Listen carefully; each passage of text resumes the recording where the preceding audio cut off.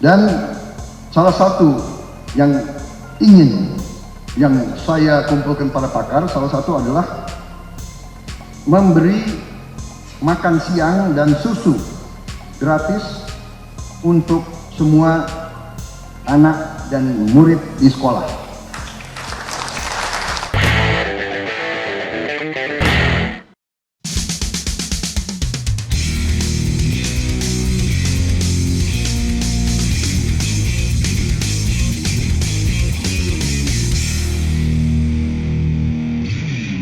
Sejak dulu, mau itu pilpres, pilkada, maupun pemilihan camat atau lurah, ada janji-janji yang selalu bikin sakit telinga saya, yaitu kata-kata gratis.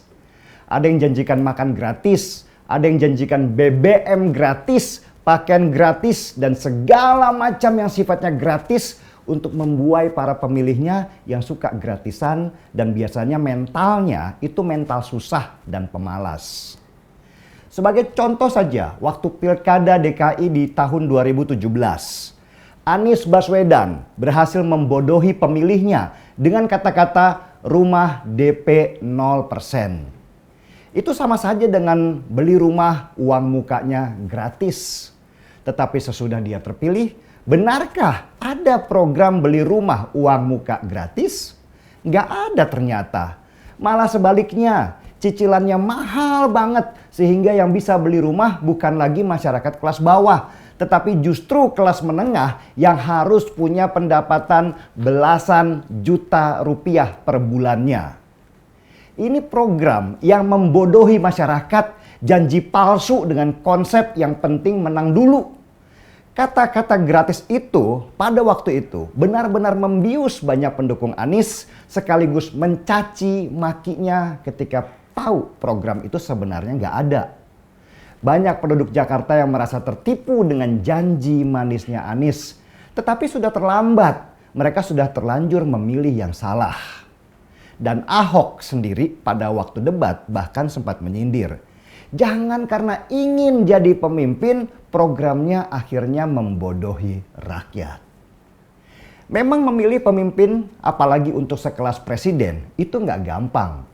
Kita nggak boleh memilih kucing dalam karung. Asal dia populer, akhirnya kita pilih dia jadi pemimpin kita. Calon pemimpin itu harus kita tahu rekam jejaknya. Apakah hitam atau tidak, berdarah atau tidak, bisa kerja atau tidak, pakai isu identitas untuk menang atau tidak. Karena rekam jejak adalah penentu keputusan kita. Bahkan kalau kita melamar kerja saja, yang dilihat pasti rekam jejak kita. Nggak semata-mata kita dipilih karena wajah ganteng atau cantik doang. Sesudah melihat rekam jejak, kita juga harus tahu program-program calon presiden kita ke depan itu apa. Kalau program-programnya selalu dikit-dikit gratis, mending jauhin aja. Karena itu biasanya tipuan untuk membutakan mata kita. Dan program-program yang selalu bicara gratis itu biasanya nggak akan terrealisasi. Karena untuk menjadikan sebuah kebijakan gratis itu biasanya akan menjadikan rakyat bahkan negara sebagai korban. Coba contoh saja, perhatikan. Banyak negara gagal seperti Venezuela dan beberapa negara di Afrika dulu. Calon pemimpinnya selalu menjanjikan apa-apa gratis. Dan pada akhirnya ekonomi mereka jatuh, mata uang mereka jatuh. Rakyat yang tadinya sudah kelaparan terus dijanjikan makanan gratis, malah kelaparan. Dan akhirnya yang miskin tambah miskin, yang kaya pergi ke luar negara. Itulah kenapa saya ketawa waktu dengar Prabowo menjanjikan makanan gratis untuk anak dan ibu hamil. Kalau dihitung-hitung, ada 30 juta anak prasekolah di Indonesia. Dan ada 77 juta ibu hamil. Mereka semua mau dikasih makan gratis kalau Prabowo jadi presiden. Itu janjinya dia. Tahu berapa beban biayanya? Hitung-hitungan yang paling rendah saja. Negara harus keluarkan uang sampai 400 triliun rupiah untuk program itu. Itu baru hitungan terendah. Yang tertinggi bahkan bisa sampai ribuan triliun rupiah. Dan bukan itu saja, program gratisan kayak begini itu biasanya mainan proyek. Banyak tikusnya, sehingga yang ada malah banyak yang ketangkep karena korupsi. Belum lagi antara besaran anggaran pas netesnya ke rakyat itu cuma seiprit doang. Karena di atas itu sudah disunat oleh para pejabat-pejabat. Selain itu, program gratisan juga akan membangun mental rakyat menjadi pemalas, tidak kompetitif, dan pada akhirnya akan membebani negara. Itu baru Prabowo. Partai Kebangkitan Bangsa atau PKB, partainya Caimin, itu juga menjanjikan BBM gratis kalau mereka menang. Gila apa?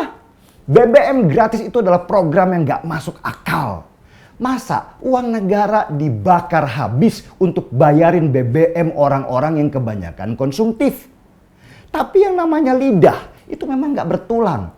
Janji apa aja termasuk menjadikan iblis turun dari neraka itu bisa diucapkan. Apalagi buat politisi, janji itu harus manis semanis-manisnya. Gak peduli kalau warganya akhirnya diabetes semua.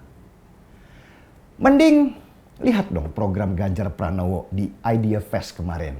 Dia menjanjikan pemerintah nanti akan terlibat dalam pengembangan ekonomi industri kreatif. Menjanjikan akan membangun infrastruktur buat ekonomi kreatif. Sehingga muncul lapangan-lapangan kerja baru untuk anak-anak Gen Z dan milenial. Sehingga nanti akan tumbuh ekonomi baru dan pendapatan buat negara senilai sampai ribuan triliun rupiah. Ganjar bahkan mencontohkan Korea Selatan yang industri kreatifnya selain menjadi pondasi kuat ekonomi negara juga membawa harum nama bangsa di dunia. Yang lain masih sibuk dengan mimpi-mimpi populis. Ganjar sudah sibuk dengan program-program realistis. Yang lucu lagi, ada calon presiden yang bilang mau menyulap rawa-rawa jadi industri makanan, padahal dikasih tanggung jawab untuk kawal program food estate aja gagal total. Bah! Jadi pengen seruput kopi ini. Haus dengar janji-janji manis calon presiden halu itu.